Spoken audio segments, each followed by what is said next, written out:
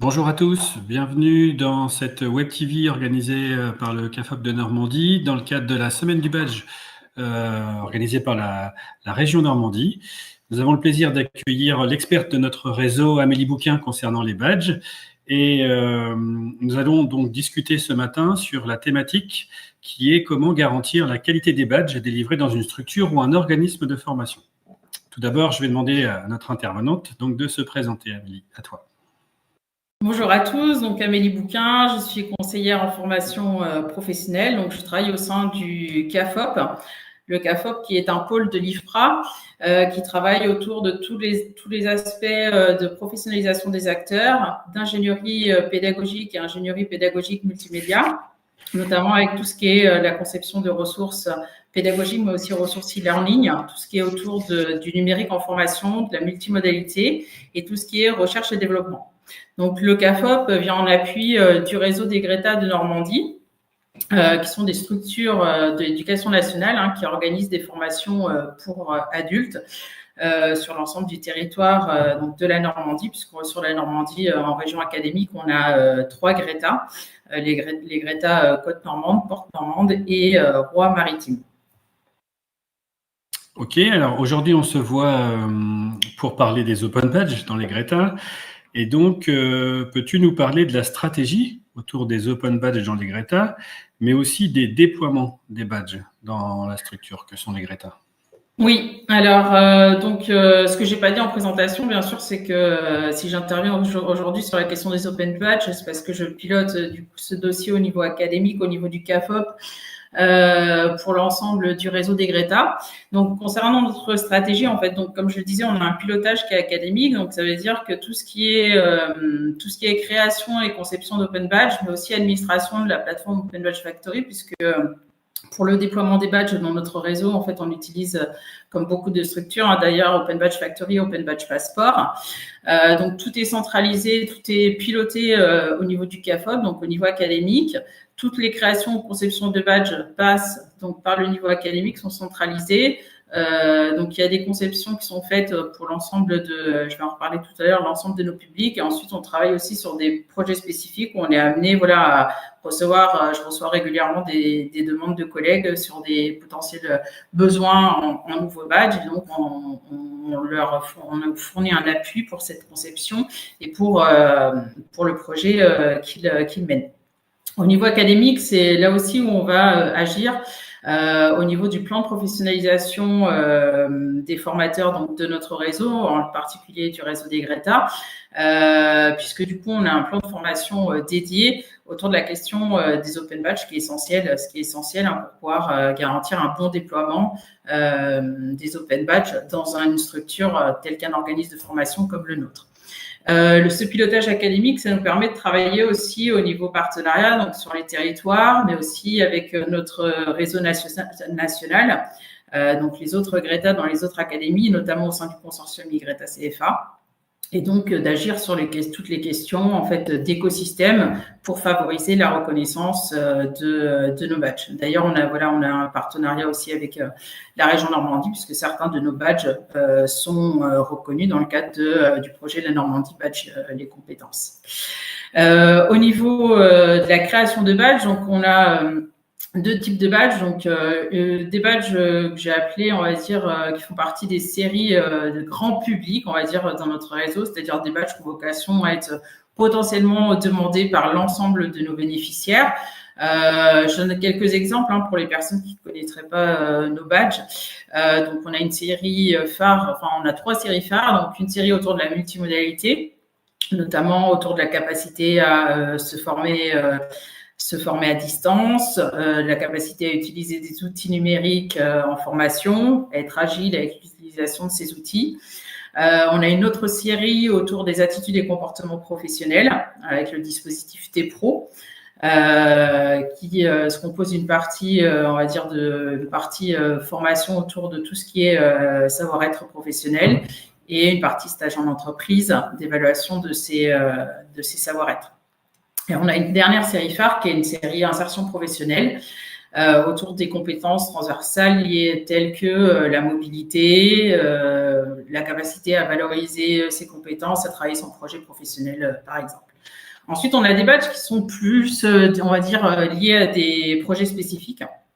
Je pense à des badges, par exemple, qu'on a fait il y a quelques années pour une formation qualifiante, trier, composter, jardiner. Il n'y avait pas de certification existante pour cette formation et du coup, on a fait des badges dédiés que les bénéficiaires ont pu demander. Donc, on fait aussi des projets dédiés. D'ailleurs, jeudi, on présentera un projet de badges autour de l'alternance. Donc, voilà, on a des badges, en fait, qui peuvent être demandés par l'ensemble de nos bénéficiaires et d'autres qui vont concerner un public plus dédié, plus restreint. En lien avec nos stratégies, et ça, c'est important pour la suite, parce qu'aujourd'hui, on va parler aussi qualité, valeur, usage des badges.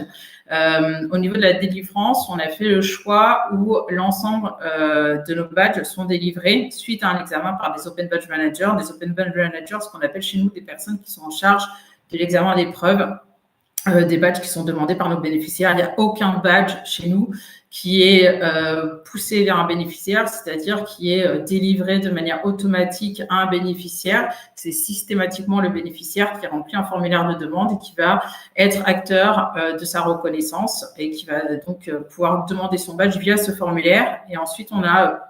Alors, c'est presque systématique, des personnes qui, je pense qu'on a un badge peut-être ou deux badges où on a une délivrance automatique, mais qui sont liés à des aspects bien spécifiques. Mais la majorité de nos badges, presque tous nos badges, sont à délivrer post-examen par un Open Badge Manager.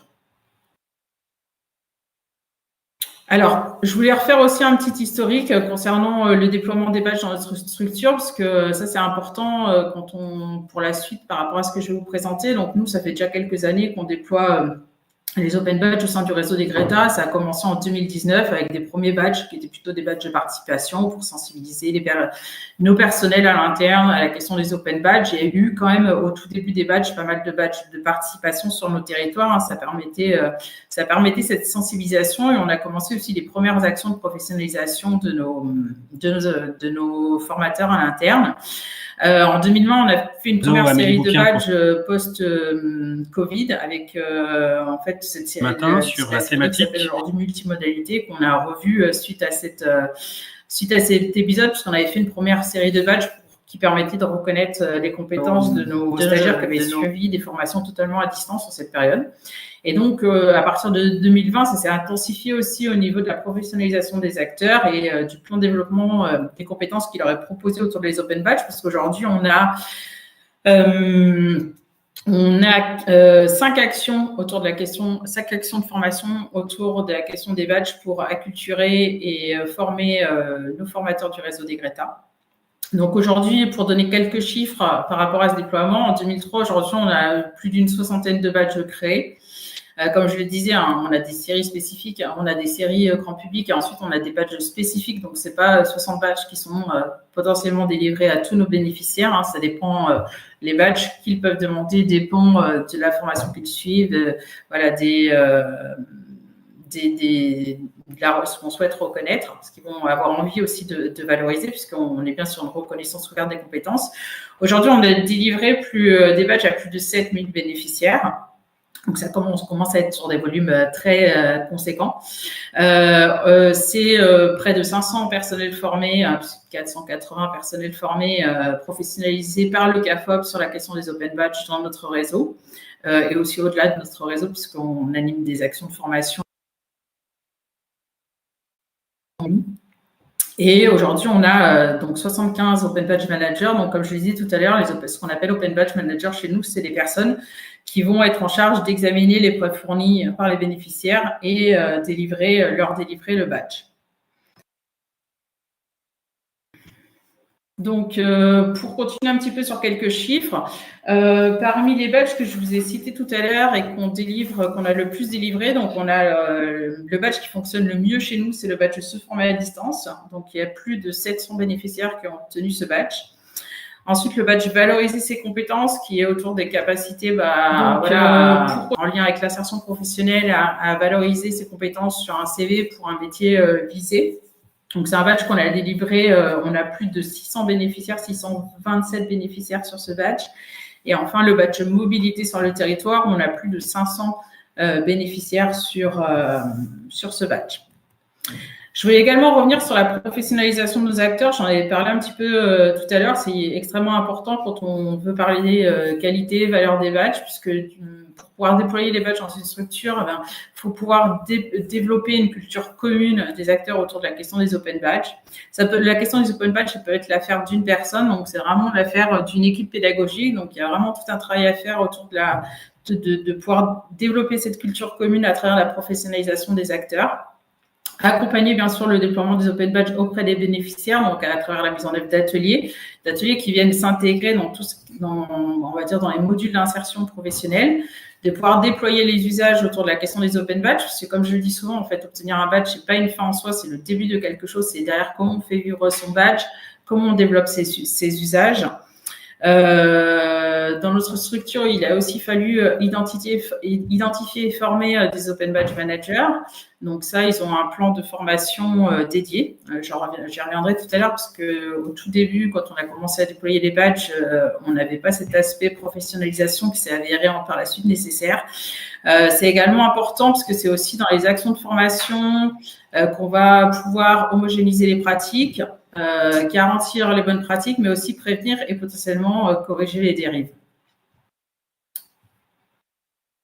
Alors, on a bien compris que le réseau des Greta était très impliqué dans les badges, dans la délivrance des badges. On a vu plus de 7000 bénéficiaires, c'est quand même un chiffre important. Je tenais aussi à rappeler à tous ceux qui nous écoutent que vous pouvez poser sur YouTube et Amélie se fera un plaisir d'y répondre. Mais on va rentrer dans le vif du sujet de cette Web TV. Quand on délivre des badges depuis maintenant, j'ai cru comprendre 4 ans dans le réseau, qui a 75 Open Badge Managers, on peut légitimement se poser la question de la qualité d'un badge. Et donc, la question est, selon toi, de quoi va dépendre la qualité d'un badge ? Oui, donc la qualité d'un badge, de mon point de vue, alors peut-être je vais commencer par une petite introduction avant d'introduire les différents éléments.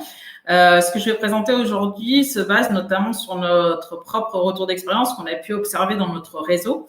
Et il a valeur, on va dire, de témoignage pour d'autres structures qui souhaiteraient, potentiellement déployer les badges, mais aussi qui potentiellement rencontraient les mêmes difficultés. Donc, en tout cas, de mon point de vue et de l'analyse que je peux en faire, c'est que du coup, la qualité du badge, d'un badge, tout d'abord, elle va être dépendante de la création des badges. Donc, la création d'un badge, on sait que dans un badge se compose de métadonnées. Dans ces métadonnées, on va avoir notamment la description du badge, la définition des critères, donc les critères d'obtention du badge. Qu'est-ce qui va permettre de dire le badge va pouvoir être obtenu si tel ou tel critère sont remplis. Les preuves qui vont permettre d'attester justement que ces critères sont remplis et que du coup le badge peut être délivré. Et donc si les compétences, dans le cas où un badge va reconnaître des compétences, puisqu'on sait qu'on peut avoir différents types de badges, là je vais plutôt me baser sur les badges de compétences et donc les compétences adossées à tel ou tel badge vont pouvoir donc être ainsi reconnues. Ça c'est extrêmement important. Parce que du coup, on a une partie pour moi de la qualité d'un badge qui va être liée au départ à la conception du badge. Nous, comme je l'ai dit tout à l'heure, nous on se base sur un système de preuves, un système de formulaire de demande où c'est le bénéficiaire qui demande le badge. On sait que quand on demande des preuves, les preuves elles viennent s'inscrire comme métadonnées à l'intérieur du badge. Donc c'est quelque chose qui va pouvoir être consulté par potentiellement une personne qui sera intéressée par le badge, par un recruteur, par tout type de personnes qui consulteraient le badge obtenu par un bénéficiaire. Donc déjà, on va avoir une partie de la qualité du badge qui va être liée à ces aspects des compétences. Si on était amené à pousser le badge vers le bénéficiaire, il n'y a pas de preuve fournie. Donc au-delà de dire finalement c'est la structure qui a reconnu, on n'est pas sur la même, en termes de qualité, on n'est pas sur le même système, on va dire que si on est vraiment sur une démarche ouverte des connaissances, c'est le bénéficiaire qui se dit je souhaite obtenir ce badge, je fournis les preuves. Derrière, on a quelqu'un qui va examiner le badge et qui va décider de pouvoir le délivrer. Donc forcément, en termes de qualité, au niveau de la conception du badge, on a quelque chose qu'on va lier d'abord à la création du badge, mais aussi derrière à la délivrance du badge, puisque soit on se place sur une démarche active du bénéficiaire, soit on se démarche sur une démarche, comme je le disais tout à l'heure, si on est plutôt sur pousser le badge, il n'y a pas de preuve fournie, on est sur le bénéficiaire, il est passif. Donc, le badge, déjà, va pas avoir la même valeur, on va dire, pour le bénéficiaire si c'est lui qui a fait l'effort de le demander, s'il est acteur de sa reconnaissance et s'il développe des usages à travers l'obtention de ce badge. Qu'est-ce qu'il va en faire? Comment il va le valoriser? Est-ce qu'il va le faire vivre? Est-ce qu'il va ajouter d'autres éléments de preuve pour faire vivre, pour montrer qu'il a développé d'autres compétences ou illustrer d'autres manières les compétences qui sont reconnues par ce badge? Il va y avoir aussi donc la méthode d'approbation. Comme je le disais, nous, on est sur les formulaires de demande. On a quelqu'un systématiquement. On peut se poser la question quand on dit aujourd'hui, on a délivré 7000 badges. C'est conséquent, on a beaucoup de demandes de badges tous les jours. On a quand même 75 Open Badge Managers qui vont regarder quelle preuve est fournie par le bénéficiaire. Est-ce que ça permet d'attester que les critères sont remplis, donc que le badge peut être délivré. C'est pas du tout la même chose si on laisse, par exemple, si on est sur une délivrance automatique et en fait on laisse, on va dire la valeur du badge dans la main du bénéficiaire qui se dit, moi j'estime que cette preuve correspond pour que je puisse obtenir le badge, sachant que le badge va lui être délivré quelle que soit la preuve qu'il va fournir. Donc on n'est vraiment pas sur le même, on va dire, niveau d'exigence. Et ensuite, il faut savoir que la délivrance d'un badge, quand on est sur ce système-là, on est quand même sur un acte d'évaluation et toutes les problématiques donc, qui peuvent être inhérentes à cette évaluation. Alors, on comprend bien là toute cette démarche, son importance, parce qu'on comprend aussi les enjeux du badge. Parmi ces enjeux, il y a donc la qualité des open badges, et on pourrait dire que pour toute qualité, derrière, il y a la valeur qui en découle. Et donc, on peut aussi se demander qu'est-ce qui peut mettre en danger la valeur des badges, d'après toi? Oui, alors qu'est-ce qui peut mettre en danger la valeur des badges? Donc, il y a plusieurs choses, parce qu'effectivement, qualité et valeur peuvent être liées. Mais la valeur des badges ne dépend pas que de la qualité en fait d'un badge. Ici, ce que j'ai souhaité présenter, c'est que ça peut dépendre tout d'abord en fait de l'échelle du déploiement, parce qu'en fait, et donc notamment en premier lieu de la taille de la structure. Parce que forcément, les questions qui vont se poser dans notre réseau, sachant l'étendue de notre réseau, le nombre de formateurs, le nombre de bénéficiaires qu'on accueille par an dans nos actions de formation, ça se pose, et de la même manière, en fait, ça se posait pas. On avait des problématiques qu'on a rencontrées dans les années suivant le déploiement des badges, qu'on rencontrait pas au tout début. Donc, on va dire que selon la taille de la structure, le nombre de personnels impliqués dans le déploiement des badges, l'animation d'ateliers auprès des bénéficiaires, le nombre de demandes de badges qu'on va avoir, le nombre d'Open Badge Managers. Au début, on n'avait pas d'Open Badge Manager identifié et formé, ce qu'on a dû mettre en place quelques années plus tard pour déjà corriger certaines, on va dire, on avait identifié certaines pratiques et donc se dire, donc ça fonctionne, ça fonctionne pas et donc il faut qu'on puisse mettre une action corrective. Donc, effectivement, aujourd'hui, on ne rencontre pas les mêmes problèmes quand on avait délivré 60 badges que 7000 badges. Donc, clairement, ça va dépendre de la taille de la structure, de l'échelle du déploiement, comment on va être organisé et structuré pour ce déploiement. Le nombre de bénéficiaires, donc le nombre de badges, j'en ai parlé. Plus on va être sur des volumes importants, plus on va potentiellement rencontrer certaines problématiques et donc potentiellement aussi des dérives. Donc là-dessus, une des réponses, c'est quand même la professionnalisation des acteurs. Donc je vais donner un exemple. Nous, donc au départ, on avait, je l'ai dit tout à l'heure, on a 4 actions, maintenant 5 actions de formation.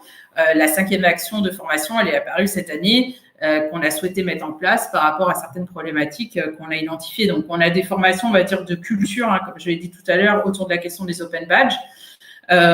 Et plus on monte donc de culture qui vont de la découverte des open badges au développement des usages. 4 actions, on a une action de professionnalisation dédiée à la 5e manager en fonction de la série de badges qu'ils vont délivrer. Donc ça, c'est des choses, par exemple, qu'on n'avait pas au départ et on professionnalisait les acteurs et ça fonctionnait, on va dire que la délivrance de badges fonctionnait un petit peu sur le volontariat. On s'est rendu compte qu'il fallait en fait qu'on ait des formations dédiées pour les personnels qui allaient examiner et délivrer telle série de badges. Par exemple, sur la série multimodalité, on a des Open Badge Managers dédiés qui ont été formés. On les forme, on leur présente la série de badges, les preuves attendues. on leur laisse mettre en œuvre. On fait quelques mois plus tard un retour d'expérience pour identifier s'ils ont rencontré des problèmes, des problématiques. Et cette année, on a même mis en place des regroupements d'Open Badge Managers pour pouvoir mettre en commun. Est-ce qu'il y a encore des problématiques qu'on rencontre? Est-ce qu'il y a encore des éléments de preuve qui posent problème? Et discuter, homogénéiser aussi les pratiques sur on s'accorde. Est-ce que pour tel type de preuve, malgré ce qui a été défini, on s'accorde pour valider ou pas le badge? Et donc, pour homogénéiser les pratiques, mais aussi essayer d'identifier s'il y a des dérives et pouvoir agir sur celles-ci.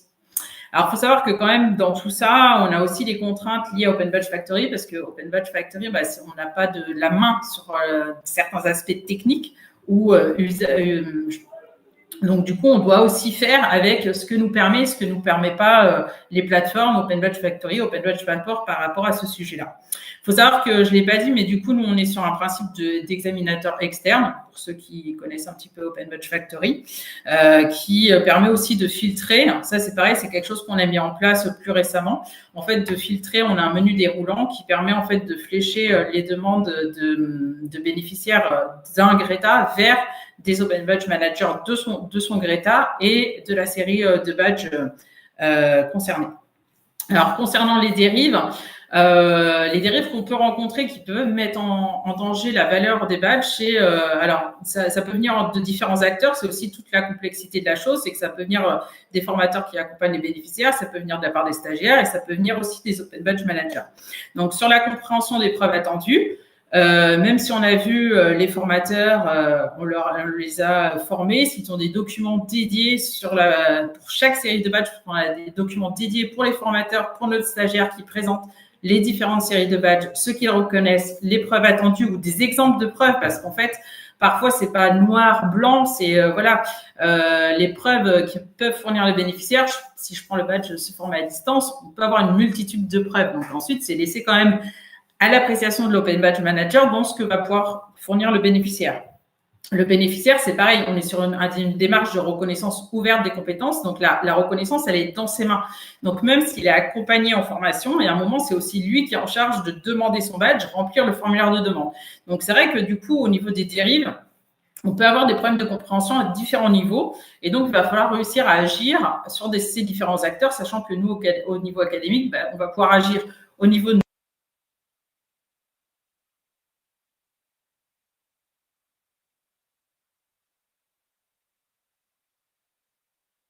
des actions de professionnalisation ou encore les regroupements qu'on met en place maintenant depuis ce trimestre avec eux. Alors, il faut savoir que sur la délivrance de badge, forcément, comme je disais tout à l'heure, on est aussi sur un acte d'évaluation et toute la subjectivité qui va être liée à cet acte d'évaluation, mais aussi au niveau d'exigence de chacun. Alors, ça, c'est des choses qu'on essaye d'homogénéiser dans les actions de formation, mais voilà, l'évaluation, ça reste un acte qui est quand même quelque part subjectif, mais même si on essaye d'homogénéiser les pratiques. Alors, on a bien compris, Amélie, les dérives là que tu viens de décrire. Ce qui sera intéressant, j'imagine, pour ceux qui nous écoutent, on peut identifier les potentielles dérives dans sa structure. Alors, comment on peut identifier les potentiels, les problèmes ou les dérives? Faut dire que c'est quand même du coup un petit peu un travail qui est de longue haleine. Donc, ça peut se faire à travers différentes. En tout cas, chez nous, on l'a fait de différentes manières. Donc, d'une part, à travers les retours des acteurs impliqués, comme je le disais, voilà, on essaye de les revoir régulièrement, soit en professionnalisation, soit lors de regroupement. Donc, on va avoir des retours des équipes pédagogiques qui accompagnent les bénéficiaires. Donc ça arrive, c'est un petit peu plus ponctuel que les deux autres. Les Open Badge Managers qui délivrent les badges. Donc, comme je l'ai dit, cette année, en fait, jusqu'à l'année dernière, il y avait juste une formation Open Badge Managers qui se composait de 2 temps, où on les voyait pour leur donner les clés pour devenir Open Badge Manager sur telle série de badges. On les revoyait quelques mois plus tard pour faire le point avec eux, identifier les problèmes rencontrés, s'ils avaient vu certaines dérives, parce qu'en fait, ce qui se passe, c'est que parfois, quand certains examinent les preuves fournies, le badge est mis en révision. Faut savoir que, comme je le disais tout à l'heure, avec Open Badge Factory, on n'a pas trop la main. Par exemple, dans notre lot d'examinateurs externes d'Open Badge Manager, quand un badge est mis en révision, il ne revient pas forcément au même Open Badge Manager de réexaminer la preuve fournis par le bénéficiaire. Donc, il y a aussi toute cette complexité liée à la plateforme. Mais en tout cas, voilà, depuis cette année, donc là, c'est passé parce que c'était au début du mois.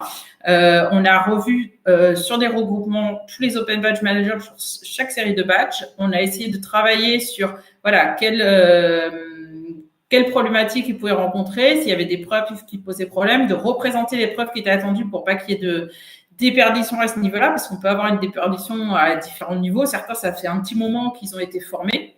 Donc, on sait qu'avec les pratiques, ça peut s'effilocher à un certain moment. Et aussi, ce qui est important, c'est les retours de nos référents numériques en Greta, puisqu'on a de nombreux Open Badge Managers qui sont aussi référents numériques. Et donc, nos référents numériques, on les voit 3 fois par an en regroupement. Et donc, on évoque la question des badges aussi avec eux. Et donc, leurs retours sont précieux sur ce sujet. Donc ça, c'est pour la partie retour des acteurs impliqués. Et ensuite, ce qu'on fait également, c'est en fait des contrôles dans Open Badge Factory. Alors, c'est le principe de la qualité de l'échantillon. Donc, on peut aller contrôler de manière aléatoire. On va contrôler de manière aléatoire. Voilà, tel badge a été délivré à tel bénéficiaire, quelle preuve a été fournie. Et ça permet au niveau de l'échantillonnage d'identifier potentiellement des preuves qui n'auraient pas dû potentiellement passer, ou aussi de déterminer, ça nous permet d'avoir une vision sur les grandes typologies de preuves qui peuvent être fournies pour chacun des badges. Donc ça permet différentes choses, mais quand on identifie, ça nous permet potentiellement d'identifier les dérives et de pouvoir agir à différents niveaux, de se dire c'est notamment à travers ces contrôles-là on s'est dit, faut revoir nos Open Badge Managers, se remettre en place certaines actions, les revoir pour représenter les preuves, bien dire, là, on a des dérives, on a des preuves qui sont acceptées, ça n'aurait pas dû être le cas, refaire le point avec eux et bien remettre, que tout le monde ait bien le même niveau d'information et niveau de compréhension sur ce qui peut être attendu. Et ça nous permet aussi, parce que dans Open Badge Factory, on peut non seulement aller voir tel bénéficiaire a obtenu tel badge, quelle preuve il a fourni, mais aussi quelle personne a délivré le badge. Et si on constate que c'est répété et que c'était pas un cas isolé, on peut aussi contacter du coup l'Open Badge Manager en question pour lui dire attention parce que là tu as validé des badges ou c'était pas les preuves qui étaient attendues, donc il faut que tu arrives à corriger ta pratique. Donc voilà, c'est un exemple de choses qu'on peut mettre en place. Très bien. Alors, on voit bien que c'est pas forcément un long fleuve tranquille, le fait de mettre les badges en place. On a bien compris, là, on est parti de la qualité, on a vu derrière la valeur des badges, les potentielles dérives. Si on veut boucler tout cela, la question qui vient après, c'est quelles sont, selon toi, les remédiations possibles ? Oui, alors sur les remédiations, donc j'ai déjà évoqué quelques petites choses, mais du coup, je vais essayer de recentraliser là sur cette diapo. Donc tout à l'heure, j'ai dit qu'on était dépendant de ce que nous permet de faire Open Badge Factory. Une des évolutions et qui nous a permis aussi d'améliorer les choses, c'est justement la création de cette liste déroulante dans le formulaire de demande d'un badge qui permet donc on a un formulaire de demande avec Greta Côte-Normande, Greta Porte-Normande, Greta Rhône-Maritime. Je parle pas du CAFOP parce que du coup le CAFOP chez nous c'est une sous-organisation, donc on sait quels sont les badges adossés qui relèvent du CAFOP, c'est un petit peu différent.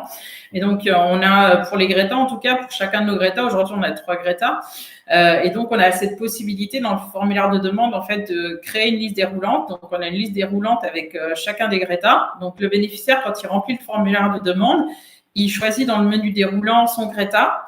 Et derrière, en configuration dans Open Badge Factory, ça nous permet de cibler donc des Open Badge Managers. Donc, ça veut dire qu'aujourd'hui, chaque Greta a ses Open Badge Managers dédiés. Il faut savoir que pour chaque série de badges, on a à peu près, il me semble que c'est 5 Open Badge Managers, 5 ou un peu plus, ça dépend des Greta dédiés. Donc déjà, en fait, quand on identifie, si on a potentiellement des dérives, on peut aussi identifier si ça vient d'un Greta, si ça de quel examinateur, quel Open Badge Manager ça peut venir. En tout cas, cette possibilité au tout départ, on ne l'avait pas dans Open Badge Factory, ce qui fait qu'en fait, quand un bénéficiaire faisait une demande de badge, ça partait vers énormément d'examinateurs. Donc, ce qui était déjà ça a été une bonne évolution en termes de remédiation possible pour nous. Et ensuite, bien sûr, ça va se situer autour de tout ce qui est professionnalisation et l'accompagnement des acteurs. C'est vraiment la manière de mettre en place des remédiations. Donc, l'identification, je l'ai dit à plusieurs reprises, l'identification et la professionnalisation d'Open Badge Manager. Au tout départ, on n'avait pas d'action de professionnalisation pour cette fonction spécifique parce que pour moi, je ne sais pas si on peut parler de fonction, mais de mission. C'est une nouvelle mission liée au déploiement des badges, parce que du coup, c'est quand aujourd'hui, on a délivré 7000 badges, il passe quand même un certain nombre de temps à examiner l'épreuve, délivrer le badge aux bénéficiaires.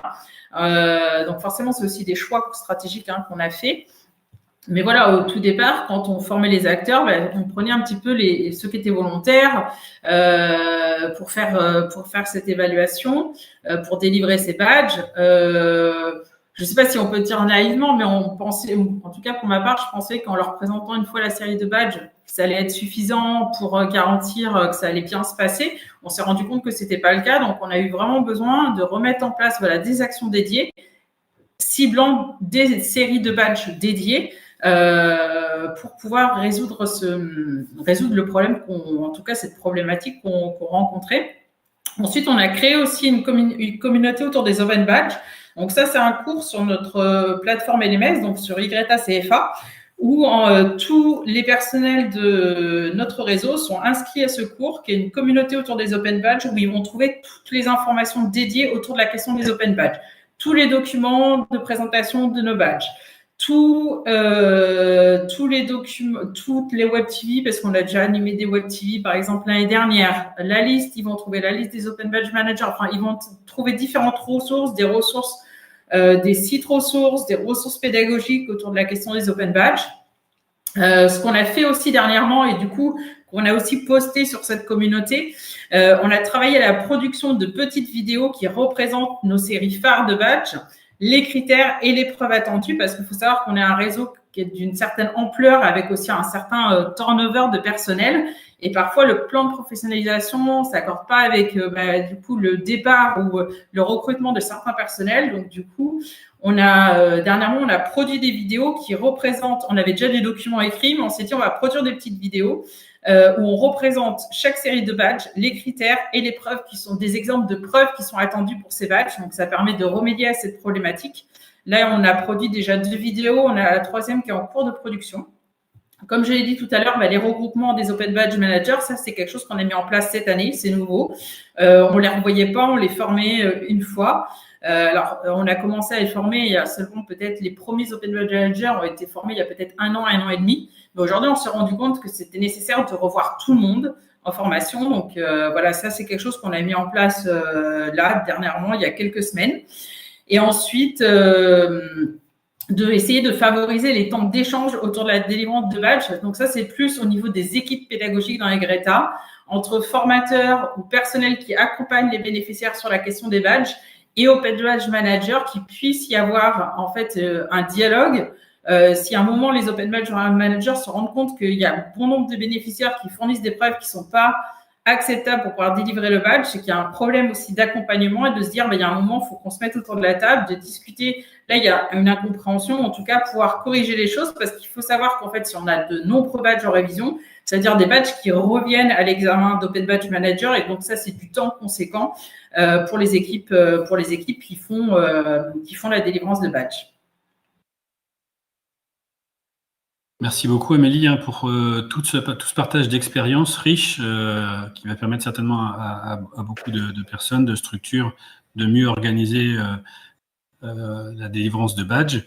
Et donc peut-être pour terminer, quels conseils donnerais-tu à une structure afin de garantir la qualité des badges créés ?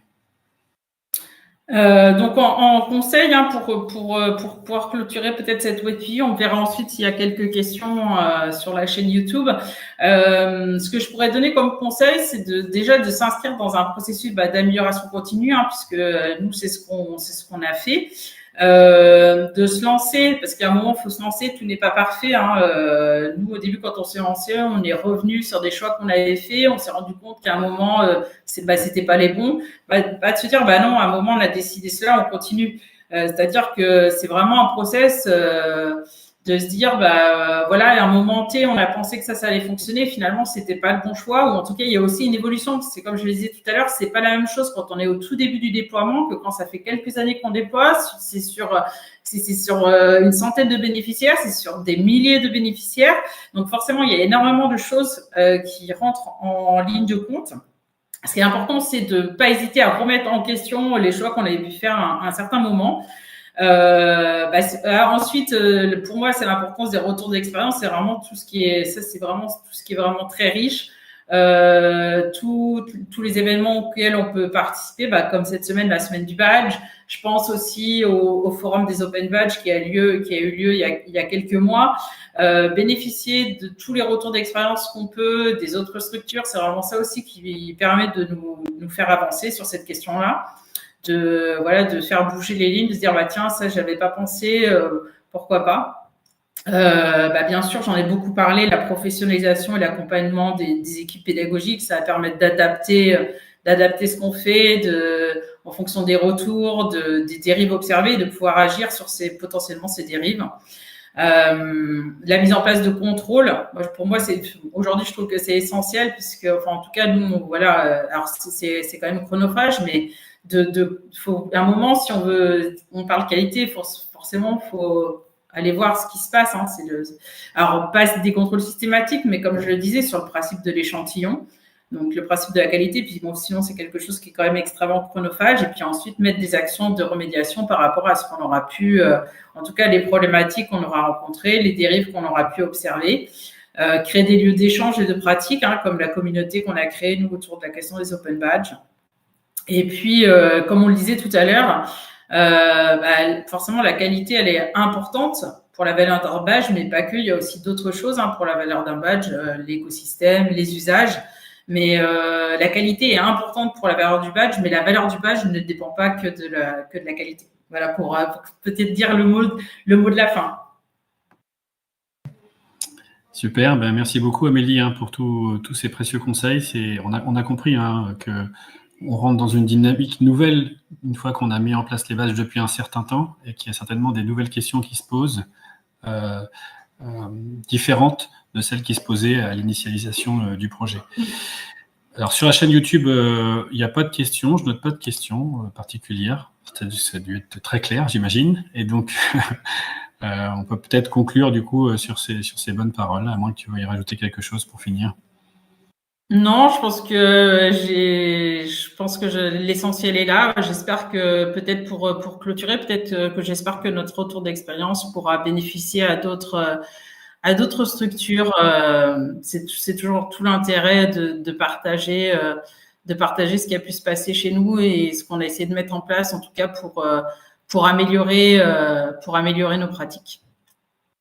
Très bien, je remercie tout le monde pour l'écoute. Je rappelle que évidemment cette vidéo, elle est diffusée en direct, mais elle sera aussi disponible sur notre chaîne YouTube en revisionnage. Et aussi rappeler que dans cette semaine du badge, d'autres Web TV auront lieu toute cette semaine, notamment une cet après-midi à 14h, qui concerne la démarche RegTech, la valorisation de 12 compétences transversales. Donc on invite tout le monde à y venir nombreux. Merci à tous et bonne journée. Au revoir. Merci à tous. Au revoir.